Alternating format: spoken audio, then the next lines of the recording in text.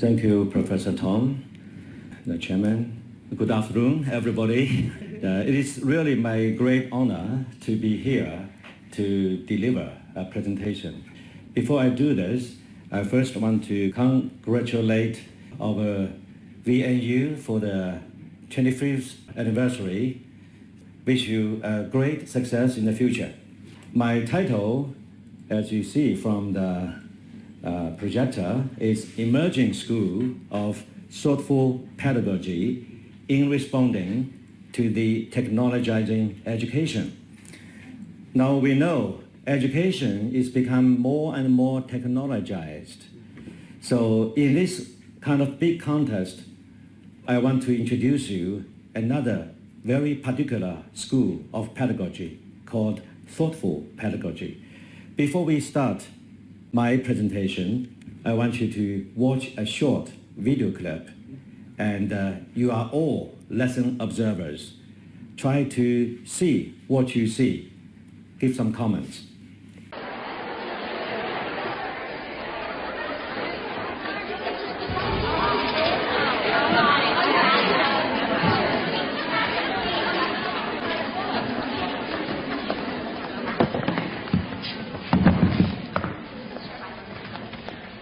Good morning.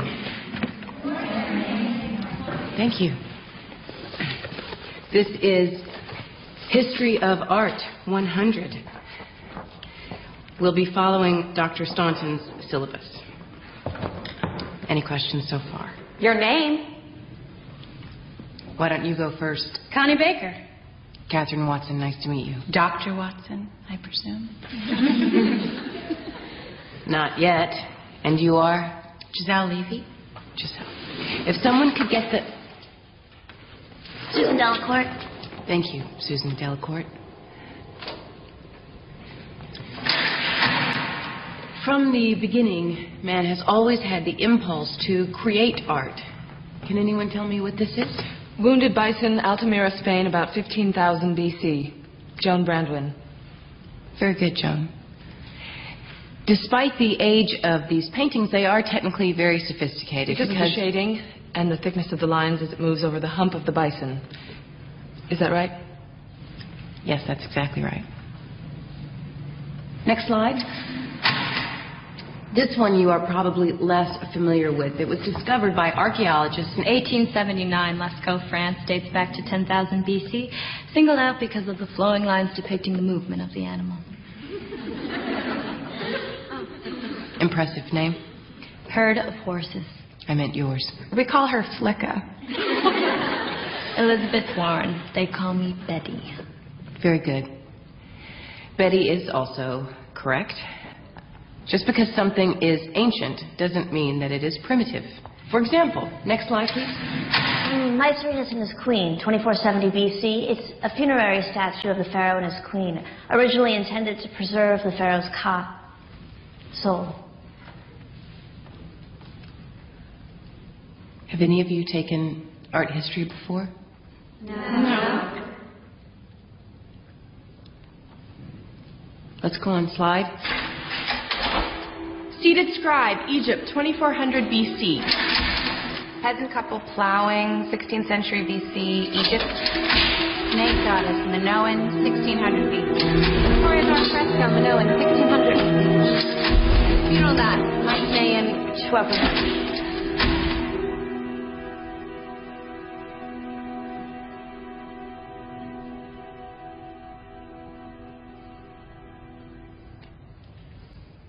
Someone please get...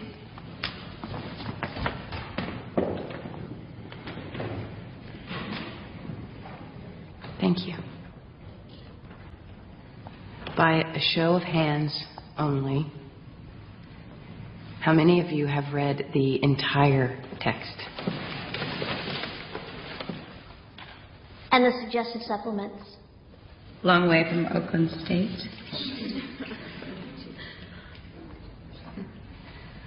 Well, you girls do prepare. If you've nothing else for us, we could go to independent study.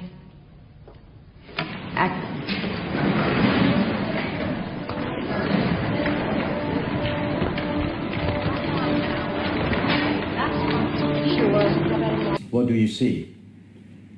This is a very interesting lesson. The teacher is teaching and the students know everything. Not only everything about the textbook, but also supplementary materials the students also know. So what happened? What pedagogy? He does not introduce herself well. He does not know her students well. She teaches to the textbook, right? Bad lesson planning, maybe. Bad classroom management, maybe. So there are many things you can talk about. So pedagogy, right?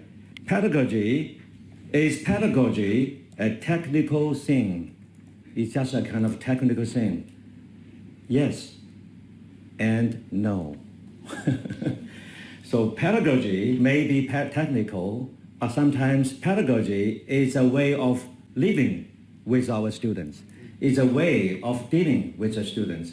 You should know the student's name. You know you have to build a good relationship.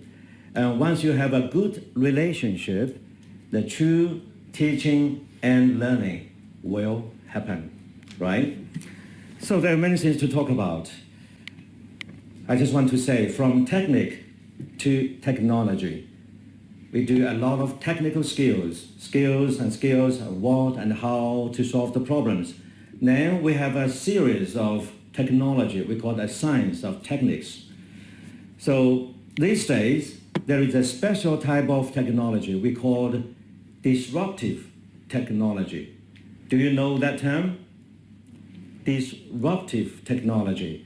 This is a term coined by a professor from Harvard University. It means that type of technology, once the technology occurs, it can destroy some industries. That's what we call disruptive, right? And make some new industry occurs. So that's what we call the disruptive technology. We have lots like mobile internet, right? About 20 years ago, we have the mobile internet. So when the internet is mobile, the classroom teaching and learning is no longer only occurs in classrooms, right? So we have 5G. In China, everybody is 5G now. Cloud tech, Internet of Things, knowledge automation. To do knowledge, you can to produce the knowledge automatically through Google, through Baidu, through a lot of things. So teacher, if you still teach knowledge, no, we can get the knowledge from internet very easily. VR, virtual reality, artificial intelligence, 3D print, and at end, early last year, we have ChatGPT. You know that, right? ChatGPT. That is another disruptive technology. Then early this year, we have another called Sora. Do you know Sora? Yeah, Sora. So all these type of things we call disruptive technology. So we have to think about our teacher. We are all teachers, and the students in the purple, you will be teachers soon. We are asked, can AI replace humans? Can artificial intelligence replace humans? Knowledge delivery, can AI do that? Yes. That's for sure, yes. Competency enhancement, yes. Right, mostly. What about feelings, emotions? No, not yet. But in the future, who knows? So there is a tendency that what we call culture. Our culture has more than once been called a technological culture. Technological culture, right? So technological thinking is today the basis, the motor, and the mark of nearly every cultural activity or field. So this culture has many advantages in comparison with the past. But the reverse is also true. we are more and more confronted with major problems and threats as a result of technological thinking. So technology is a good thing, it's great, but on the other hand, we have to be aware it may be bad. Now, for example, lack of human contact. For example, machines start to become humans, and humans start to become machine. We are act like a machine, but the machine is trying to act as a human beings. So it's very interesting. Now let's see another video, a very, very short one. Look at this. You know, our parents are too busy, right?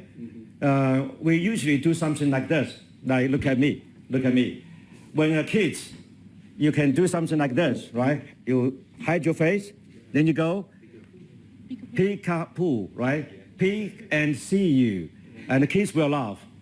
But nowadays, parents are so busy, they cannot do anything like this. They have to work. Then they buy something like this, a panda. Let's see.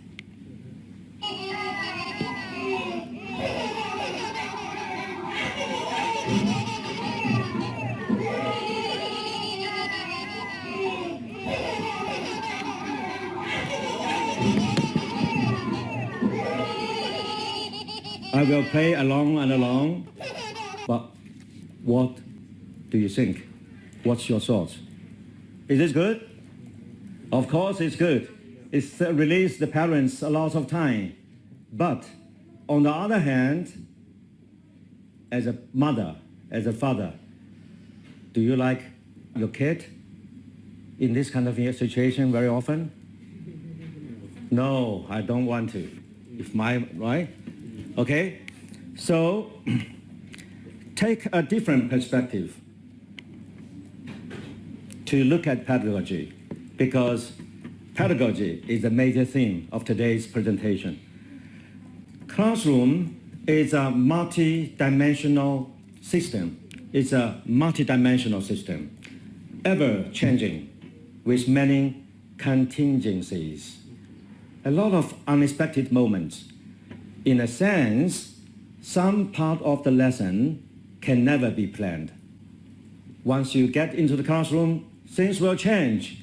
Then you have to face, AI can do nothing, but the teacher, you can do nothing, but you can also do something. So this requires the teacher a special quality, the pedagogical thoughtfulness. Pedagogical thoughtfulness means the sensitivity, right? Okay, that's what I'm going to share with you.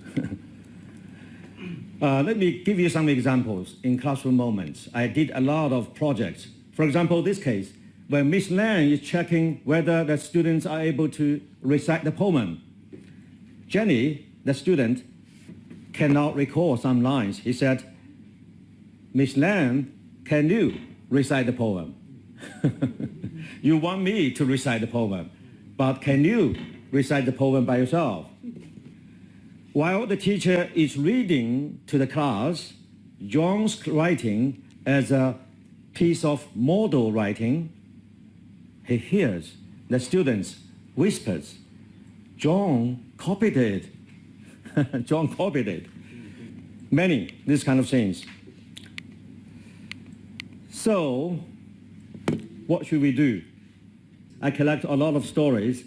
The stories I called textual data. Okay, this is one of the data I collected. It's a very interesting data. I asked the teacher, can you remember a most unforgettable moment when you are a student? He said, yes, I do. Then he told me the story. He said, in my student life, there are quite a few teachers who taught me English. But there is one teacher whom I can never forget. She was my grade 8 English teacher, Mrs. Chu. In grade 7, my English was just average. But from grade 8, I started to love English. Every day, I was looking forward to having her lesson. Look at that. Do you looking forward to your teacher's lesson? There was one moment that I can still remember now clearly. That was an English unit test. I felt that I did well on the test. I knew that I could almost get 100 points. For one misspelled word, I cannot get 100. I missed one letter in one word. But to my surprise, when I got the test paper, I saw the big 100 on it. The teacher didn't deduct any points to my paper. Miss Chu praised me highly in class. She said, I was great. Everybody should learn from me. I felt so happy in that moment.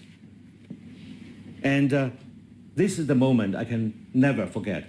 Okay, this is the story. Our teachers, every teacher, every student may have something very similar, right? But this is very common. But if we do pedagogical thinking, pedagogical questioning, then we say, yes, it is very common, but have you ever thought why this child can still remember it so clearly? Why? Is there anything unique to this teacher? What does a mediocre child start to like English? And every day, I'm looking forward to having her lesson. When we are looking forward to the lesson, we'll put our hands in the back and looking at the door, expecting the teacher, right? But do you have such experience? The teacher underlined the word and gave the student 100 points. Many, many questions we can ask. In this dialectic story, we see a good teacher or not a good teacher, but we need to think about it. This is pedagogical. And fundamental questions. Is there teaching and learning? More questions. Was the teacher aware this tiny incident created a lasting impact? So teachers do a lot of this kind of tiny things, but so these are some of the themes I got from the stories. So we collect the stories, that's so-called data, text data. Then we analyze the texts. We find the meanings from the texts by focus group, by discussion, not by myself alone. If by myself alone, then that's not research. So these are the themes. Teaching as an embodied knowing, learning might not be observable. In classroom teaching and learning, something you can observe, but something you cannot observe because it's hidden. The teacher's eyes, when they look at the student, that eye can create a strange impact. So that type of things, right? So what makes a good teacher? Look at this paragraph to see whether you agree or not. Someone may have learned all theories of child development, know all curriculum methods, and have practiced all techniques of instruction. And yet, this person may be a poor teacher, a bad teacher. So therefore, we call for a new perspective of a thoughtful pedagogy. So teaching is very difficult. It's a technical thing, but it's a non-technical as well. Teaching is difficult because it is improvisational, it is normative, it is embodied, and it is pedagogical. So that's why it is very difficult. That's how I introduce you a new school of pedagogy. I called it thoughtful pedagogy, or in other words, phenomenological pedagogy. I did this a lot in many places, and I start to build a new school of pedagogy. I call it thoughtful pedagogy. This is a notion. Pedagogy, in the conventional understanding, is instrumental, technical, methodological, but the new perspective in pedagogy is an art, is a tactfulness, thoughtfulness, sensitivity in living with our students. In addition to the above understanding, It is also a higher level of non-technical thinking in pedagogy. We're calling for a cultivation of thoughtfulness and sensitivity in teachers and adults so as to help students to grow healthily as a whole person, okay? So how to cultivate teachers' thoughtful pedagogy in our teacher education? We need to wonder. We need to explore and research our lived experience of classroom teaching and learning. So these are the things I want us to think about. Reflective practice in teaching. The reflection before action, reflection in action, reflection on action, reflection after action, and eventually we will become thoughtful action. Okay? So that's what I'm trying to say. Thank you for attention. Thank you. That's all for my presentation. Yeah.